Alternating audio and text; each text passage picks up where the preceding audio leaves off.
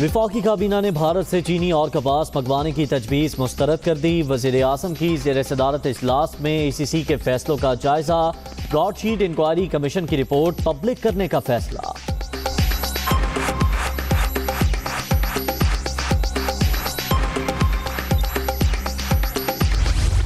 बंदे का नाम आया, हमने उस रिपोर्ट को पब्लिक किया और ना सिर्फ पब्लिक किया बल्कि उस पब्लिक करने के बाद जो एक्शंस रिकमेंड किए गए हैं वो तमाम एक्शंस भी एज़ पर लॉ लिए गए हैं और लिए जा रहे हैं।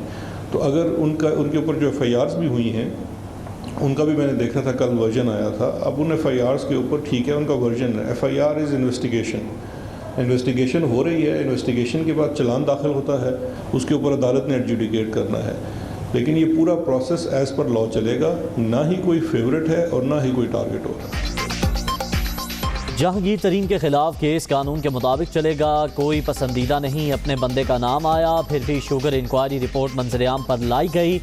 मनी लॉन्ड्रर, सट्टा माफिया, चीनी महंगी करने में मुलव्विस।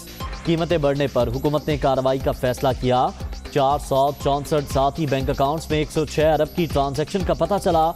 अवाम को सट्टेबाजों के रहमो करम पर नहीं छोड़ सकते। शहजाद अकबर की प्रेस कॉन्फ्रेंस। मरियम नवाज पर भी तनकीद।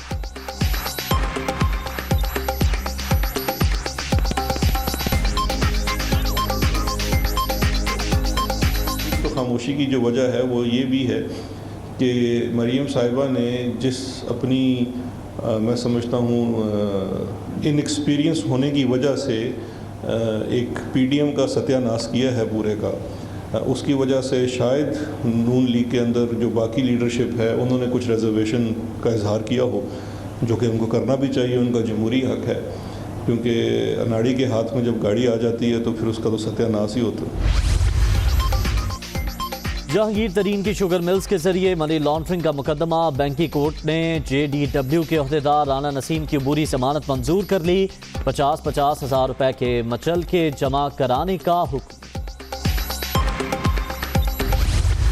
किया जाता है कि शुगर माफिया, आटा माफिया के खिलाफ कार्रवाई करेंगे। किधर है वो नैब जिसके चेयरमैन कहते हैं कि आटा और शुगर माफिया के खिलाफ नैब कार्रवाई करेगा? किसको गिरफ्तार किया है?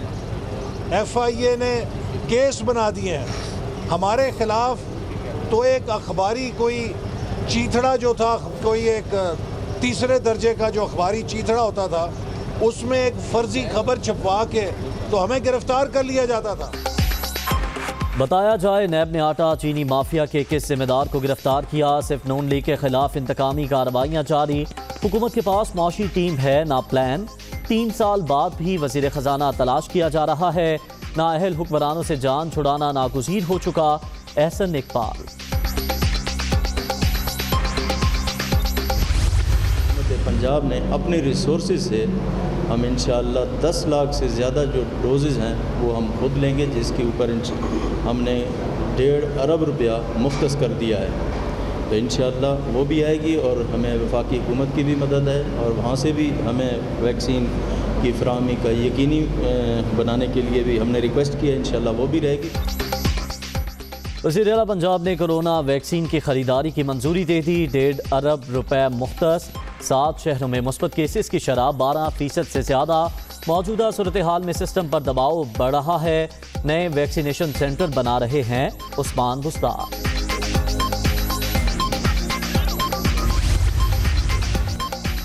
वज़ीर आला हाउस पेशावर के 6 मुलाजिमीन के कोरोना टेस्ट मुस्बत। वज़ीर आला महमूद खान ने मामूल की सरगर्मियाँ महदूद कर दी। CM हाउस में आम मुलाकातियों की आमद पर मुकम्मल पाबंदी। सरकारी इजलास वीडियो लिंक के जरिए होंगे।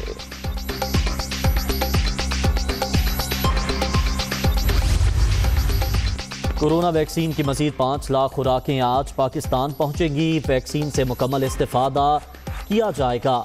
सूबों को वैक्सीनेशन सेंटर्स की तादाद बढ़ाने की हिदायत कर दी। वफाकी वज़ीर असद उमर।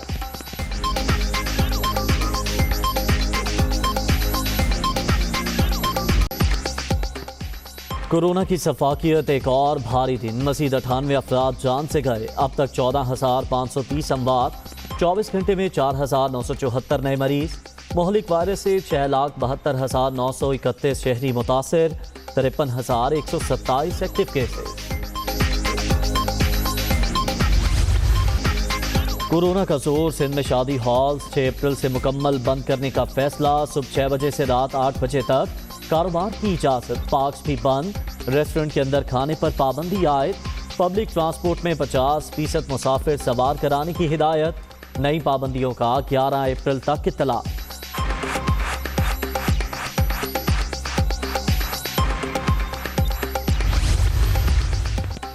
इस्लामाबाद में कोरोना का फैलाव रोकने के लिए इंतजामिया एक्टिव। मार्केट्स, कारोबारी मराकज़ मुख्तलिफ अय्याम में बंद करने का फैसला।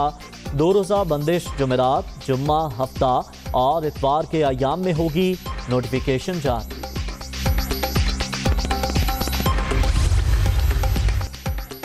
कोरोना SOPs पर अमल दरामद ना करने वालों के खिलाफ क्रैकडाउन। लाहौर में 5 रोज़ के दौरान 845 मुकदमात दर्ज। हुकूमती अहकामात की खिलाफ वर्जी की सूरत में कानून हरकत में आएगा। इंतजामिया की वार्निंग।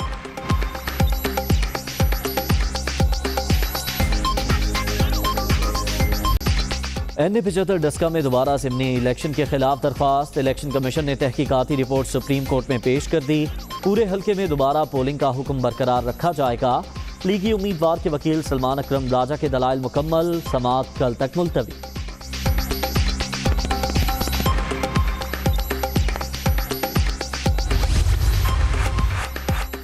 नौशीन इफ्तिखार डस्का इलेक्शन जीत चुकी। अवाम ने इमरान खान को मुस्तरद कर दिया। आटा चीनी वोट चोर मैदान से भाग गए। बताया जाए 20 प्रिसाइडिंग अफसरान को किसने अगवा किया। मरियम औरंगजेब।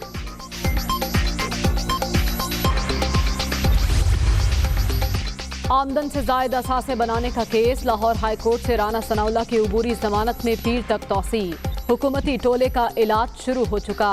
PDM अपनी जगह खड़ी है। हुक्मरानों से जान छुड़ाने तक जिद्दोजहद जारी रहेगी। फाइनेंस ऑर्डिनेंस पर अपोजिशन के एतराज़ात। स्पीकर कौमी असम्बली ने 8 रुकनी मुश्तरका कमेटी बना दी। बाबर आवान, हमाद असर, एहसन इकबाल, अयाज सादिक, परवेज अशरफ, नवीद कमर और दीगर शामिल।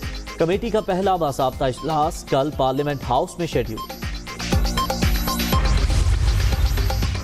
पेशावर हाई कोर्ट ने सोशल मीडिया ऐप टिकटॉक खोलने की इजाज़त दे दी। गैर इखलाकी मवाद अपलोड नहीं होना चाहिए। PTA एक्शन लेगी तो फिर कोई गैर जिम्मेदारी का मुजाहरा नहीं करेगा। चीफ जस्टिस के रिमार्क्स।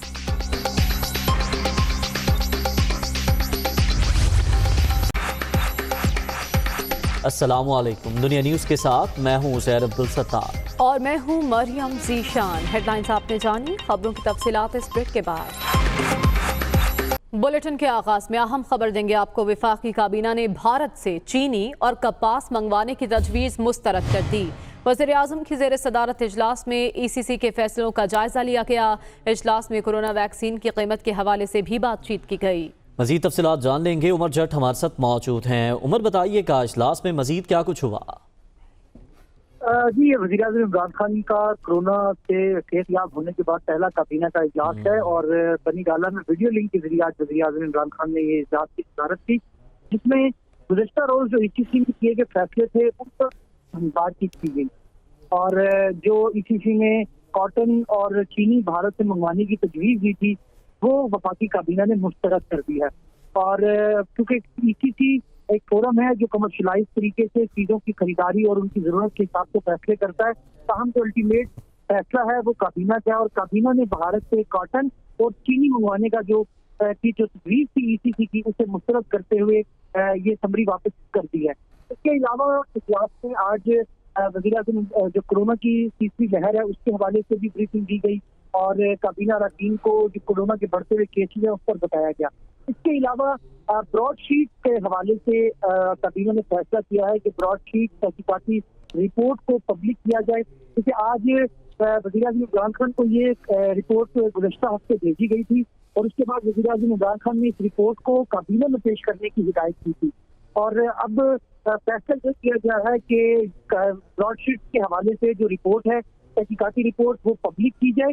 ये तकरीबन 100 सफ़हात पर मुश्तमिल रिपोर्ट है जो तैयार की गई और जस्टिस हिदायत अजमत सईद उन्होंने ये तैयार की और उसके बाद ये वज़ीर-ए-आज़म इमरान खान को अटॉर्नी जनरल के जरिए भिजवाई गई और अब आज ये काबीना इजलास से पेश हुई और उस पर बातचीत की गई और उसके जो टेक्स्ट थे उन पर ब्रीफिंग दी गई काबीना अरकान को और उसके बाद फैसला किया गया कि जिस तरह गुज़श्ता जो तहकीकाती रिपोर्ट थी वो PTI हुकूमत ने पब्लिक की, तो अब ये जो ब्रॉडशीट की रिपोर्ट है वो भी पब्लिक करने का काबीना ने फैसला किया। तो आज ये 3 बड़े फैसले हैं जो वज़ीर-ए-आज़म इमरान खान की ज़ेर-ए-सदारत काबीना इजलास में किए गए हैं। भारत के कॉटन और चीनी की जो दरामद है उसका उसकी जो तजवीज़ थी उसको भी मुस्तरद किया गया है और साथ ही ब्रॉडशीट के हवाले से तहकीकाती रिपोर्ट है उसको पब्लिक करने का फैसला किया। ठीक है, 3 अहम फैसले अब तक हुए हैं। उमर जट, बहुत शुक्रिया आपका।